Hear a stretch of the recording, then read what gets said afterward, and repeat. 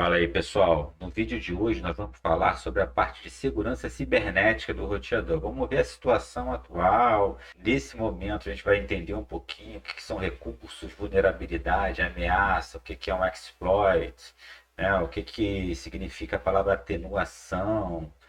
Vamos ver um pouquinho como é que funciona, o que são vetores de ataques de rede.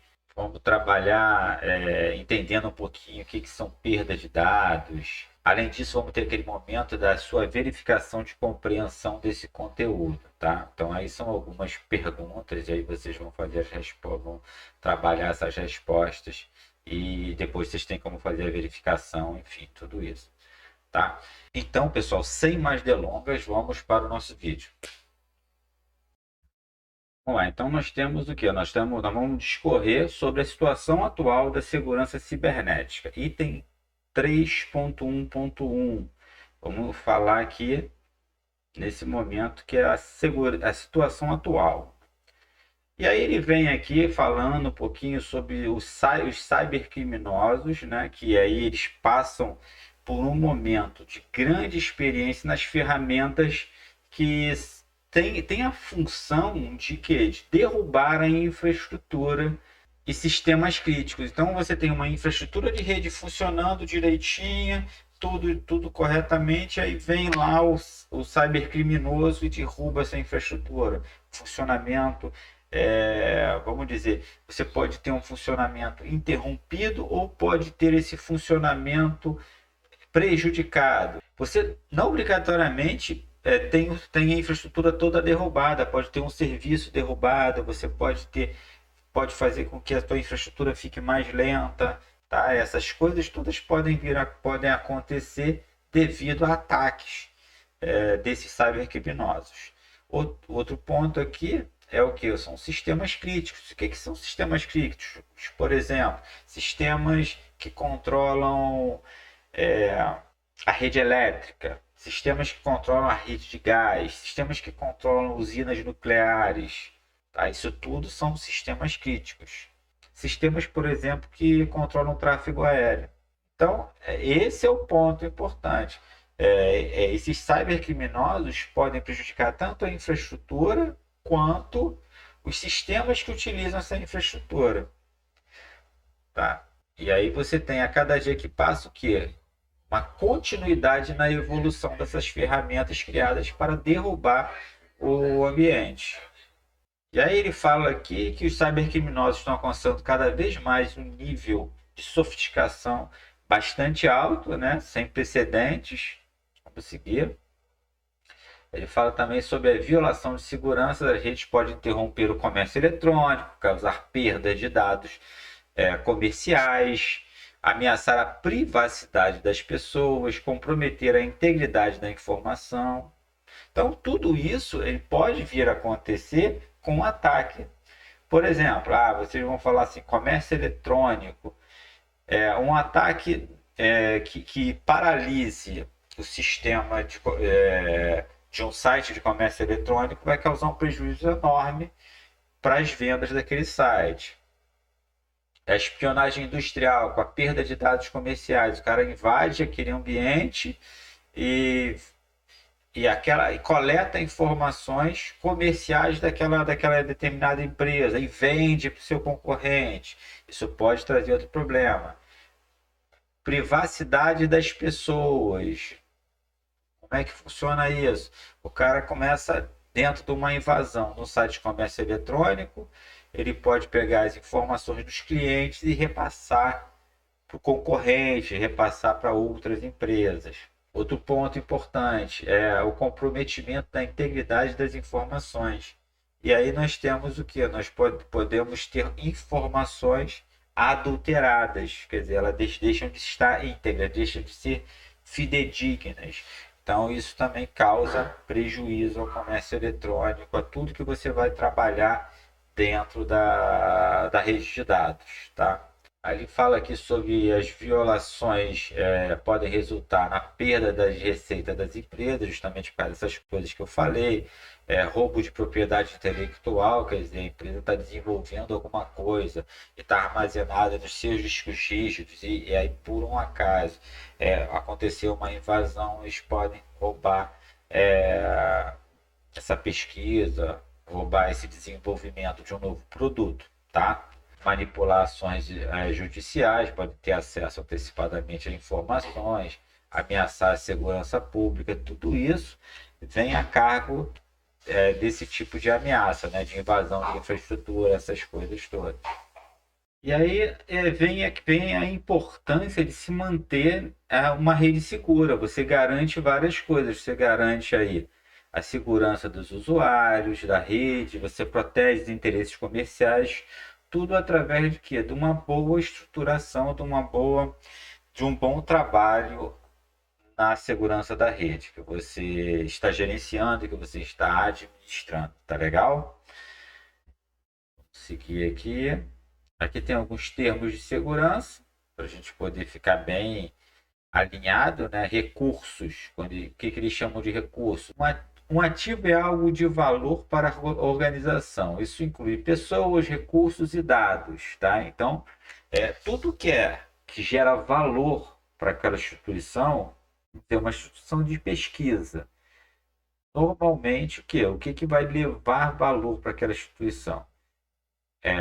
O capital intelectual, né? São aquelas pessoas que trabalham na empresa, são os equipamentos necessários para o desenvolvimento da pesquisa. Então, tudo isso vai gerar valor. Então, isso é denominado recurso, tá? Quando a gente fala de segurança.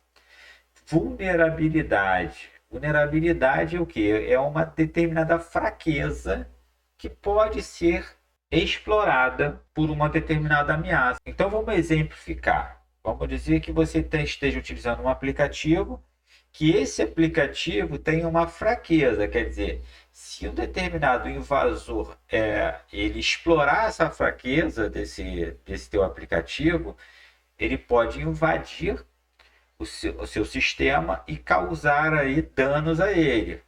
Pode ser qualquer um desses danos que a gente falou, desde a paralisação do teu sistema até mesmo o roubo de informação, tá bom? Então isso a gente chama, quando fala de segurança, a gente chama de vulnerabilidade. Outra coisa, ameaça. Então o que é vencer uma ameaça? Uma ameaça é um perigo em potencial para os ativos daquela determinada empresa, tá? Então isso é uma ameaça, hein?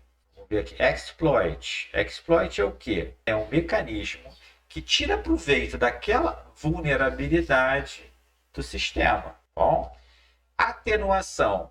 Atenuação é como você mitiga, como é que você minimiza perigo em potencial, o risco em potencial. Você diminui a probabilidade daquela vulnerabilidade ser explorada, tá bom? Então isso a gente chama de atenuação. Você mitiga a possibilidade de acontecer uma invasão no teu sistema. Risco. Aí você entra com a fase de probabilidade daquela ameaça específica explorar uma vulnerabilidade com o objetivo de afetar de forma negativa a tua organização, a sua empresa, tá bom? Aqui ele traz uma observação, né? Os ativos devem ser identificados e protegidos, quer dizer, você tem que entender como é que você vai identificar um ativo. Você tem que entender que para aquela empresa determinada informação é um ativo bem valioso. Então, depois de identificado aquele ativo, o que você vai fazer? Você vai trabalhar na proteção dele.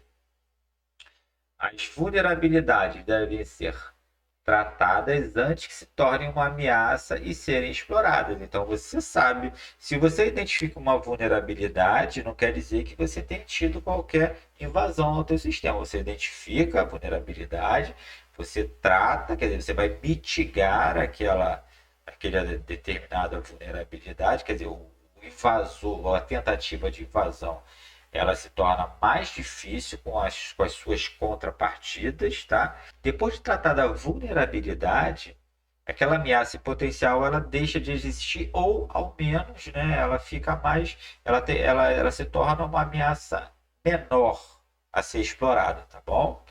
E aí existem técnicas de mitigação, tá, que são necessárias antes, durante e depois de um ataque. Então vamos dizer o seguinte: não houve ataque ainda, você detectou uma vulnerabilidade, você vai utilizar uma técnica de mitigação para não venha a ser explorada, tá? E aí vamos dizer o seguinte: está acontecendo um ataque, uma coisa bem comum, aconteceu uma invasão no teu servidor.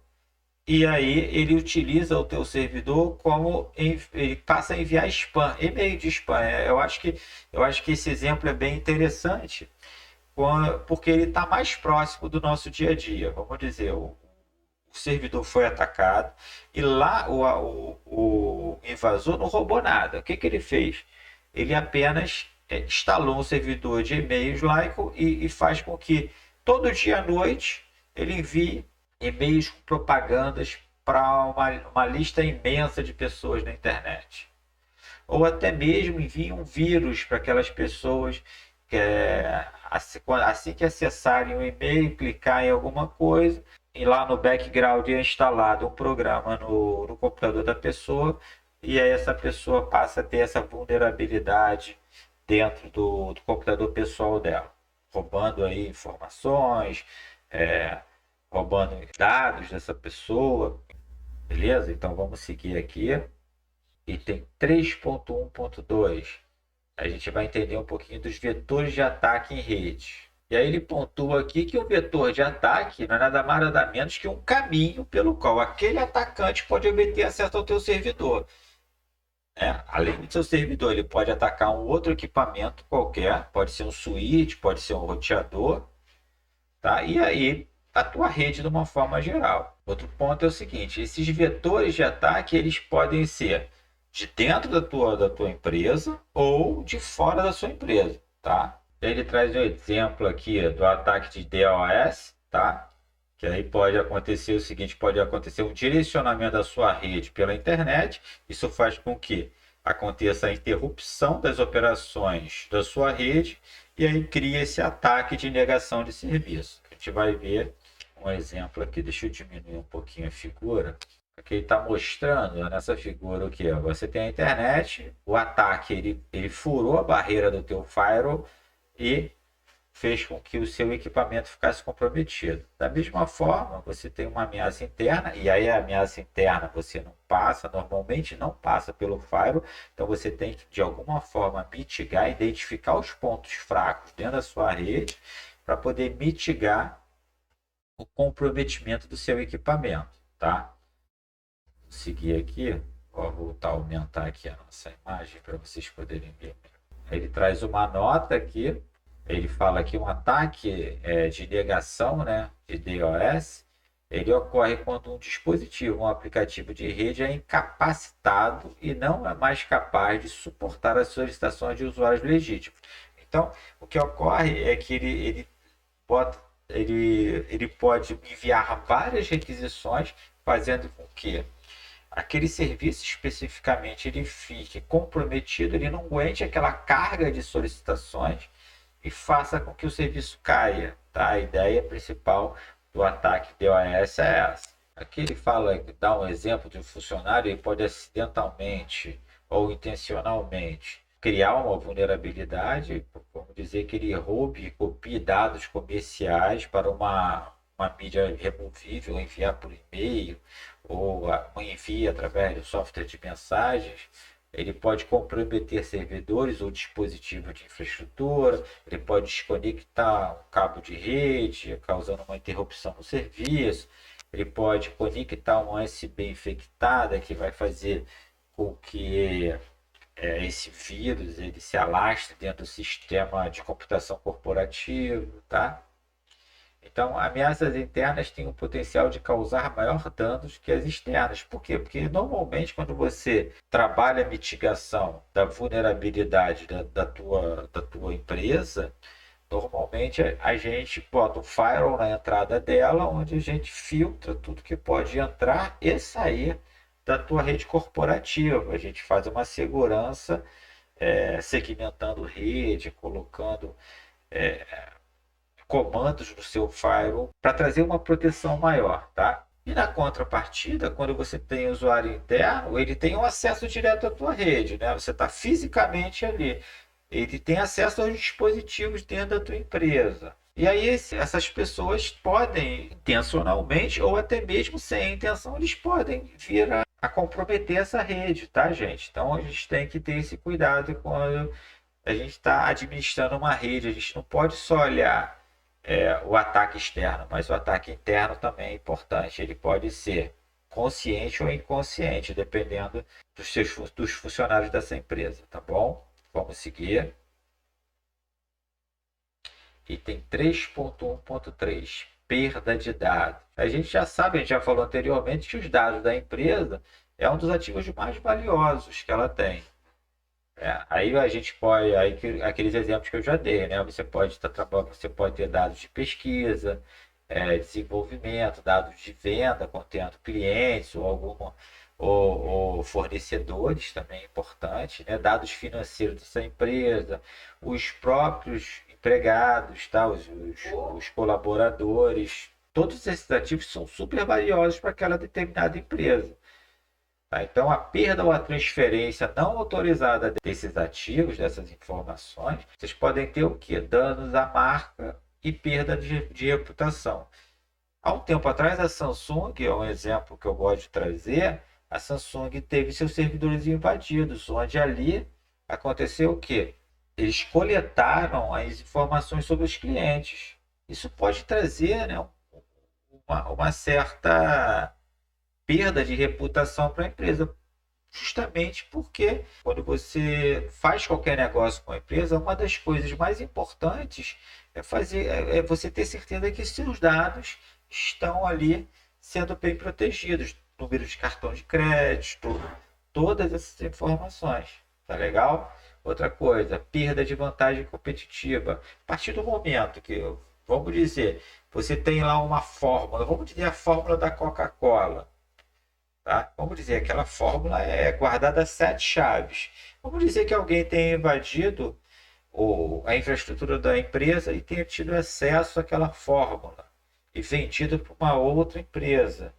Uma marca, né, como a Coca-Cola, que fatura bilhões de dólares ao ano, poderia ter a sua vantagem competitiva, que ela não tem concorrente direto, né? Ela tem a grande maioria da massa prefere a Coca-Cola, justamente por causa da fórmula que ela tem. Isso traz para ela uma vantagem competitiva. A partir do momento que ela perde isso, você acaba faturando menos, tá?